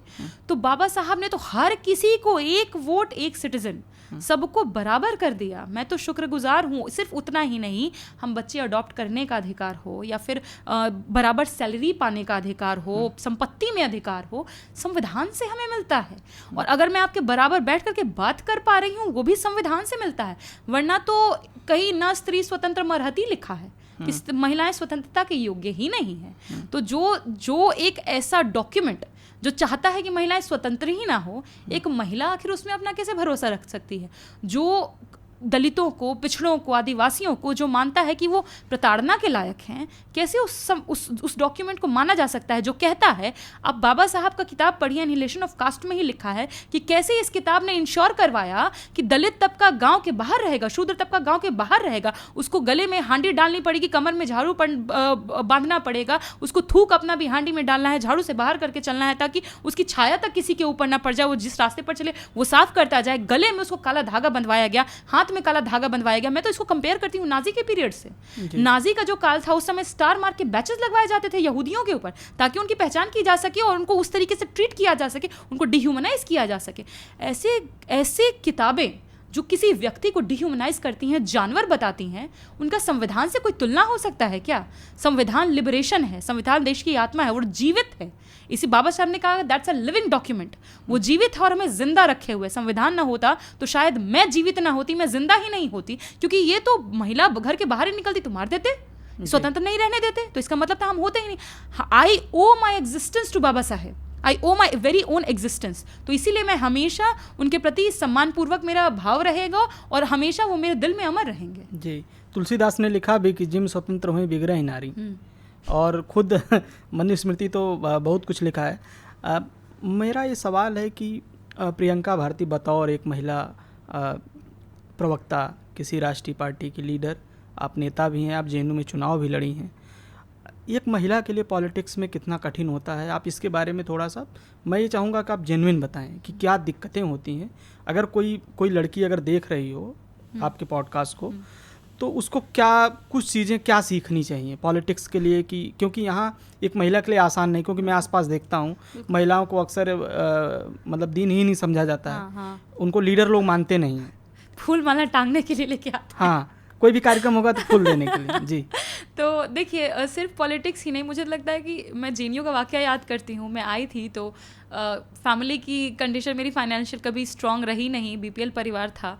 तो आपको पता है कि जेएनयू में आते हैं तो 9 बजे के बाद, मतलब एक टाइम पीरियड जो होता है उसके बाद खाना फ्री में मिलता है क्योंकि बच जाता है। उस तरीके से मैंने अपना जीवन चलाया है फर्स्ट ईयर, क्योंकि तब तक ट्यूशन वगैरह भी नहीं था, तो पढ़ाया तब से ठीक हुआ। लेकिन इसमें नेताओं का समर्थन बहुत ज़रूरी है। समय समय पर जब मैं जेएनयू के आंदोलन में मार खा रही थी, पिट रही थी, मेरे नेता तेजस्वी जी, संजय जी, मनोज जी, नवल जी, सभी लोग पीछे खड़े थे, सपोर्ट कर रहे थे। और ये पुरुष है जो सपोर्ट कर रहा था, क्योंकि महिलाएं उतना है ही नहीं राजनीति में, और महिलाओं ने भी सपोर्ट किया। जैसे मैं जेएनयू की अगर बात करूं, कंचन लता दी हो गई, जितनी महिलाएं थी, कनक दी हो गई, सभी लोगों ने बहुत सपोर्ट किया। तो एक जब तक आपको एटमॉस्फेयर नहीं मिलेगा, एक सेफ कंफर्ट जोन नहीं मिलेगा, आप कैसे आगे बढ़िएगा राजनीति में? आप देखिएगा जेएनयू में महिलाएं बहुत हैं एक्टिविज्म में, कारण एक सेफ कैंपस, एक सेफ माहौल कि अंदर भी खुद को सुरक्षित महसूस करती हैं, राजनीति करते हुए, एक्टिविज्म करते हुए उससे आगे बढ़ पाती हैं। तो मुझे लगता है कि जिस भी राजनीतिक पार्टियों को अपने पार्टी में महिलाओं की भागीदारी, भूमिका बढ़ानी है, वो सबसे पहले एक कंफर्ट स्पेस उनको प्रोवाइड करे जहां उनको अपने भीतर कोई खतरा महसूस ना हो अपने ऊपर, तब वो अपने आप आएंगी, क्योंकि वो शिक्षित हैं। आप पेरियार की किताब पढ़िए, वाई वर वुमेन इंस्लेव्ड, तो आपको पता चलेगा कि महिलाएं कभी इंस्लेव थी नहीं। कई समाज में वो धारणाएं गढ़ी गई, गहने दे करके, ये कर करके उनको कैसे इंस्लेव किया गया, ब्यूटी के कॉन्सेप्ट ला करके। तो मुझे लगता है कि जब तक पार्टी ऐसा माहौल ना बनाए, ये मुश्किल है। और मेरी पार्टी तो लगातार इसमें बहुत अच्छी भूमिका निभा रही है और हमेशा समर्थन में खड़े रहे हैं। चाहे कोई भी हादसा मेरे साथ हुआ हो, तेजस्वी जी बात करते हैं, फोन करके भी बोलेंगे कि आपको चिंतित नहीं होना है, मैं पीछे खड़ा हूँ। अब इससे ज़्यादा किसी को क्या सपोर्ट समर्थन चाहिए होगा? और इसी से मुझे लगता है कि दलित वंचित तबके की जो महिलाएं खास तौर पर, वो राजनीति में आगे तभी आ पाएंगी जब एक सेफ माहौल मिलेगा। और सिर्फ नेता ही नहीं, जो कार्यकर्ता भी होते हैं, मुझे लगता है कि एक ट्रेनिंग की ज़रूरत है सभी को हर जगह देने की। कि कैसे आप महिलाओं के साथ बर्ताव करें, कैसे आप एक डिस्टेंस मेंटेन करें और कैसे आप उनको आगे बढ़ने में सपोर्ट करें, ना कि आप उसको खींचें, बल्कि बस आप बगल में खड़े हो जाइए ना, बस बगल में रहिए, अपने आप बढ़ेंगे। नहीं, मैं ये जानना चाह रहा था कि महिलाओं के पास जाहिर सी बात है आज के दौर में फ़ोन है, और किसी महिला का जब नंबर कोई पब्लिक डोमेन में हो तो मुझे लगता है कि बहुत ज़्यादा फ़ोन आते हैं और बहुत अनवांटेड मैसेज आते हैं, तो उसको टैकल कैसे करे कोई महिला? बहुत मुश्किल है, बहुत मुश्किल है। आई मीन फ़ोन करके ये भी बोलते हैं गुड मॉर्निंग बोलने के लिए फ़ोन किए थे ऐसा भी होता है, गुड नाइट का भी मैसेज आता है, तो ये तो बहुत मुश्किल है। मैं इसीलिए आपके माध्यम से ये अपील करूँगी कि देखिए सभी लोग पढ़ रहे हैं, अपना अपना काम कर रहे हैं, जिसकी जो भूमिका है सब कर रहे हैं, तो एक स्पेस दीजिए उन्हें भी कि वो कर पाएँ, और जब तक आवश्यक ना हो, मतलब कि कुछ डिस्कशन करना है, कुछ मुद्दे जिनको उठाने, तब तक गुड मॉर्निंग गुड नाइट तो बिल्कुल ना करें। वो आपका भी समय ज़ाया कर रहा है और बाकी जो है उनका भी कर रहा है। जब ज़रूरत हो बिल्कुल आप साथ आइए, बात करिए, बात पूछिए, और तभी महिलाएं भी खुद को, वरना कभी कभी चिड़चिड़ापन भी हो जाता है कि ऐसी चीज़ें हो रही हैं, गुस्सा आता है कि क्यों हो रहा है ऐसा, पर अगर आप पब्लिक लाइफ का हिस्सा हैं तो ये चीज़ें होती हैं और धीरे धीरे लोग टैकल करना सीख भी जाते हैं और समझ भी जाते हैं। आप डिबेट में जाती हैं, अगर किसी एक प्रवक्ता का नाम लेना हो जिसको सुन के आपको लगता हो कि बहुत तार्किक है और इस प्रवक्ता से मैं कुछ सीख सकता हूँ बहुत कठिन सवाल है, मतलब बहुत लोग हैं। नहीं, अगर दो मैं बोल दूं कि 2 लोगों का नाम, 2 लोगों का नाम ऐसे में कैसे लूँ? आई मीन मुझे पर्सनली भाटी जी बहुत पसंद है, राजकुमार भाटी जी पर्सनली बहुत पसंद है। मैं क्योंकि एक चीज़ जो मुझे उनमें अच्छी लगती है, जैसे तार्किक सभी प्रवक्ता है, आरजेडी के प्रवक्ता, सपा के प्रवक्ता, कांग्रेस के प्रवक्ता, लेकिन उनमें सुनने की जो कैपेसिटी है, आई मीन वो व्यक्ति इतना कुछ उनके ऊपर बोल दिया जाता है, फिर भी वो शांति से सुनते हैं, एज इफ कहते हैं गहरा सागर हो, किसी तरह का कुछ भी हो जा रहा है, वो उफान नहीं आ रहा है, जहाँ लाना होता है ज़रूर लाते हैं, पर वो सुन लेते हैं और उसके बाद वो रिस्पॉन्स करते हैं ना, बिना गुस्सा हुए। मैं कोशिश कर रही हूँ कि मैं भी बिना गुस्सा हुए इन्हें जवाब दे पाऊँ, पर मुझे लगता है कि एक्सपीरियंस के साथ वो आता है, और इसीलिए मैं अब जब भी टैकल कर रही हूँ, मैं मुस्कुरा कर ही टैकल कर रही हूँ इन लोगों को, क्योंकि उससे मुझे लगता है कि डबल चिढ़ते हैं ये लोग। तो और बाकी जितने भी प्रवक्ता हो गए, कांग्रेस के भी हैं, बहुत अच्छे प्रवक्ता हैं, पवन खेड़ा जी हो गए या फिर अतुल जी हो गए, बहुत बढ़िया तरीके से हार्श विटी रहता है उनका। मेरी पार्टी में नवल सर हो गए, या फिर कंचना जी भी बहुत अच्छा कर रही हैं, और मतलब बाकी लोग जितने नए भी जुड़े हैं बहुत अच्छा कर रहे हैं। सपा से भी मनोज यादव जी भी मुझे बहुत पसंद है, काका जी भी बहुत पसंद है, सब लोग, भदौरिया जी का भी अच्छा है, मतलब सब लोग बहुत अच्छा कर रहे हैं, मैं कहूँगी बहुत अच्छा कर रहे हैं जी। हम लोग 5 बहुविकल्पी सवाल पूछते हैं और आपको एक लाइन में उत्तर देना है। ओके। अगर मैं पूछूं आपसे कि लालू जी और राबड़ी जी में से एक को चुनना होता, नहीं, ये बहुत नहीं ये नहीं हो सकता है। दोनों ने अपने समय में बहुत अच्छे काम किए, चुनना पड़ेगा आपको, ये बहुत मुश्किल है, बहुत मुश्किल है। जैसे ऐसे कैसे आप कर सकते हैं, दोनों में से एक को चुनना पड़ेगा, ये तो आप नहीं, ये मुश्किल है। और पर अगर ये पूछेगा कि दिल के करीब किन्हें ज़्यादा पाते हैं, तो लालू जी को दिल के करीब बहुत पाते हैं, और कभी भी उनके साथ कुछ भी गलत होता है तो मैं बर्दाश्त नहीं कर पाती हूँ, आँख में अपने आप आंसू आ जाते हैं। आप एजे फिलिप की एक लेटर है, आप पढ़िएगा तो लगता है कि किस तरीके से उन्हें परेशान किया गया, मतलब उतना परेशानी झेल पाना हर किसी के बस की बात नहीं है। एक मुख्यमंत्री को आप सोचिए कि उनको एम्स में भर्ती कराने के लिए ट्रेन में भेजा गया, नहीं फ्लाइट किया जा सकता था, 2 बार हार्ट की सर्जरी हो चुकी थी। इसलिए मुझे लगता है कि जितना कुछ उन्होंने झेला, मैं उस दर्द को महसूस कर पाती हूँ बहुत ज़्यादा, इससे लालू जी को दिल के बहुत करीब जी। अगर 2 किताब बतानी हो आपको? मुर्दहिया पढ़िए, हाँ। और ओम प्रकाश वाल्मीकि जी की जूठन मुझे बहुत पसंद है। टोपी शुक्ला भी बहुत अच्छी है। अभी मैला आंचल भी पढ़ा मैंने, बहुत अच्छा लगा। तो ये सारी किताबें मतलब बहुत पसंद है। योगी आदित्यनाथ और अमित शाह में कौन बढ़िया लीडर है? No one. यहाँ पे आपको NFS डालना है, नॉन फाउंड सूटेबल। दोनों ने दोनों में जी। भारत का अगला प्रधानमंत्री कौन? प्रधानमंत्री के लिए तो बहुत मतलब मैं तो कहूँगी कि एक लीडर नहीं है इस देश में, बहुत लोग हैं, मतलब सभी बहुत अच्छा कर रहे हैं, तेजस्वी जी, अखिलेश जी, राहुल जी, मेरी तो इच्छा होती थी कि मायावती जी भी अगर बहुत अच्छे मतलब मजबूत दमदार तरीके से होती हैं अभी तो बहुत खुशी होती है, अच्छा लगता, क्योंकि उनको भी बहुत लड़ते देखा है हमने। जब सरकार गिरी थी, आप वीडियो देखिएगा अटल जी की, तो बहुत मजबूत महिला हैं। तो सभी लोग, मुझे लगता है, मैं खास तौर पर अगर पूछेगा तो मैं किसी वंचित तबके से आने वाले व्यक्ति जिनको कभी कोई नहीं मिल पाया उस तरह का प्लेटफॉर्म, मैं चाहूँगी कि ऐसे लोगों को प्लेटफॉर्म। बिहार का अगला मुख्यमंत्री कौन? Without doubt Tejashwi ji. जी, बहुत शुक्रिया प्रियंका जी, आपसे एक अच्छी बातचीत हुई और मुझे लगता है आपको बातचीत पसंद आई होगी। बिल्कुल। दोस्तों, टॉक विद परमिंदर में आज मेरे साथ आरजेडी की राष्ट्रीय प्रवक्ता प्रियंका भारती थी। हमने आरक्षण, रिजर्वेशन और तमाम देश और दुनिया के जो तमाम मुद्दे हैं उन पर बात की, मीडिया में क्या हो रहा है उस पर बात की। मैं ये चाहूँगा कि पॉडकास्ट आप लोग ज़रूर देखें। प्रियंका जी, आपसे एक अपील है कि आप ज़रूर बोलें कि टॉक विद परमिंदर से लोग जुड़ें। डेफिनेटली जुड़िए, बहुत अच्छा काम कर रहे हैं परमिंदर जी, और इतना कंफर्टेबल माहौल है, कम से कम यहाँ नहीं है आपके पास 10 सेकंड है, 10 सेकंड में बोलना है, ये चीज़ें नहीं है, तो बहुत अच्छा है, जुड़िए, आप ज़रूर देखिए इनको। जी, बहुत शुक्रिया प्रियंका।